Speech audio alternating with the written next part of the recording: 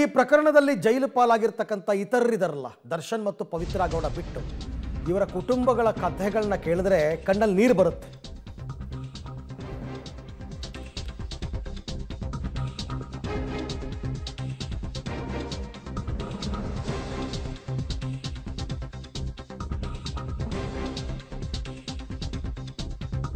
ಈಗ ಸದ್ಯಕ್ಕೆ ಜೈಲು ಸೇರಿರ್ತಕ್ಕಂಥ A4 ಆರೋಪಿ ನಂಬರ್ 4 ರಘು ಅಲಿಯಾಸ್ ರಾಘವೇಂದ್ರ, ಚಿತ್ರದುರ್ಗ ಜಿಲ್ಲಾ ದರ್ಶನ್ ಅಭಿಮಾನಿಗಳ ಸಂಘದ ಅಧ್ಯಕ್ಷ. ಈತನ ಫ್ಯಾಮಿಲಿ ಸ್ಥಿತಿ ನೋಡಿ, ಇವನನ್ನ ನೋಡೋದಕ್ಕೆ ಬೆಂಗಳೂರಿಗೆ ಬರೋದಕ್ಕೂ ದುಡ್ಡಿಲ್ವಂತ, ಅರ್ಥ ಕಂಗೆಟ್ಟು ಕೂತಿದೆ ಕುಟುಂಬ.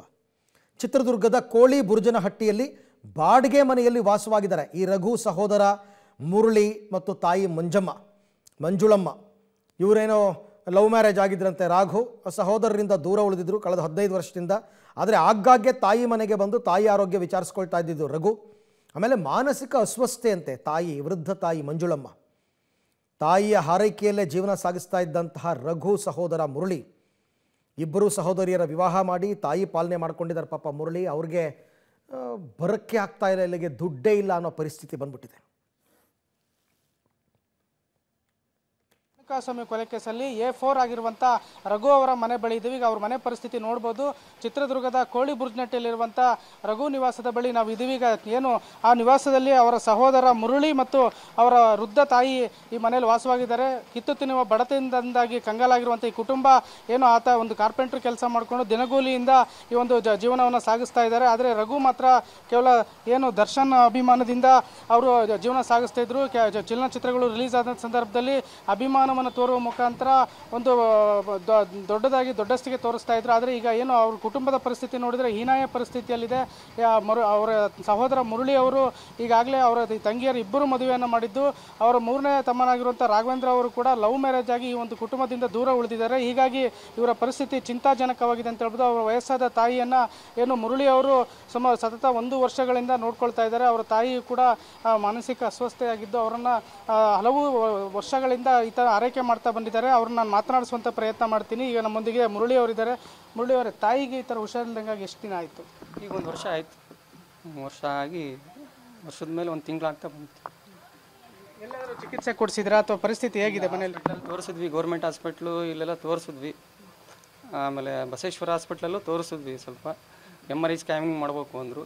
ಅವರು MRI ಸ್ಕ್ಯಾನಿಂಗ್ ಮಾಡಿಸಿದ ತಕ್ಷಣ ಇದು ಇಷ್ಟೇ, ಇದು ಕೊನೆ, ಇದು ಎಲ್ಲರಿಗೂ ಬರೋಲ್ಲ ಈ ಕಾಯಿಲೆ, ಇರೋವರೆಗೂ ನೋಡ್ಕೊಳ್ರಿ ಅಂತ ಹೇಳಿದ್ರು.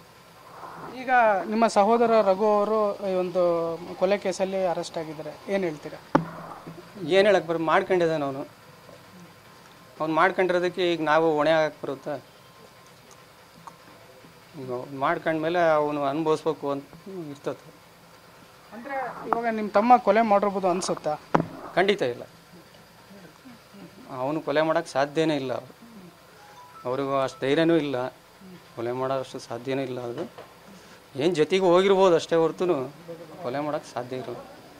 ಇವಾಗ ನೀವು ತಮ್ಮನ್ನು ನೋಡೋದಕ್ಕೆ ಏನಾದರೂ ಹೋಗ್ತೀರಾ ಅಥವಾ ಪರಿಸ್ಥಿತಿ ಹೇಗಿದೆ? ಹೋಗುವಂಥ ಪರಿಸ್ಥಿತಿಯಲ್ಲಿ ಇದ್ದೀರಾ ನೀವು?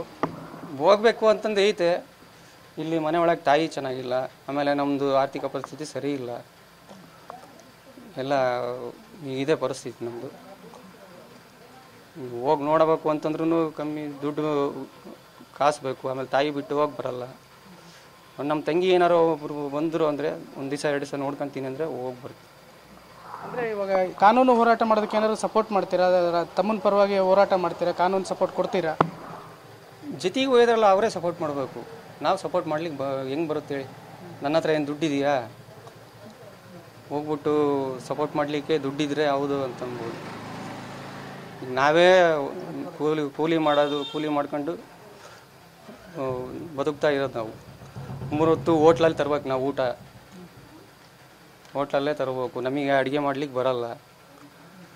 ಹೋಟ್ಲಲ್ಲಿ ತರಬೇಕು, ಹೋಟ್ಲಲ್ಲಿಂದ ತಿನ್ನಬೇಕು. ಇಷ್ಟೇ. ಯಾರ್ಯಾರು ಅಕ್ಕಪಕ್ಕದವರು ಕನಕ ಕೊಟ್ಟರೆ ಇಸ್ಕೊಂಡು ಊಟ ಮಾಡ್ಬೇಕು, ಅಷ್ಟೇ. ನಾವು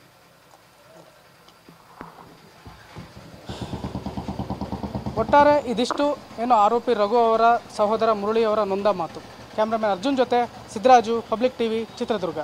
ಇದು ರಾಘು ಮನೆ ಪರಿಸ್ಥಿತಿ ಮಾತ್ರ ಅಂತ ಅನ್ಕೋಬೇಡಿ. ನಂದೀಶ್ ಅಂತ ಈ ಮಂಡ್ಯ ಮೂಲದ ಒಬ್ಬ ಹುಡುಗ, ಅವರ ಕುಟುಂಬವನ್ನು ಕೂಡ ನಾವು ನೋಡಿದ್ವಿ. ಯಾರಿಗೂ ಒಳ್ಳೇದು ಮಾಡದೇ ಇದ್ದರೂ ಮನೆಯಲ್ಲಿ ಇರ್ತಕ್ಕಂಥವ್ರಿಗಾದರೂ ಒಳ್ಳೇದಾಗಬೇಕು ಅಂತಂದರೆ ನಾವು ಮುಖ್ಯವಾಗಿ ಒಳ್ಳೆಯವರು ಆಗಬೇಕಾಗತ್ತೆ. ಇಲ್ಲ ಅಂದರೆ ಪರಿಸ್ಥಿತಿ ಹೀಗಾಗುತ್ತೆ.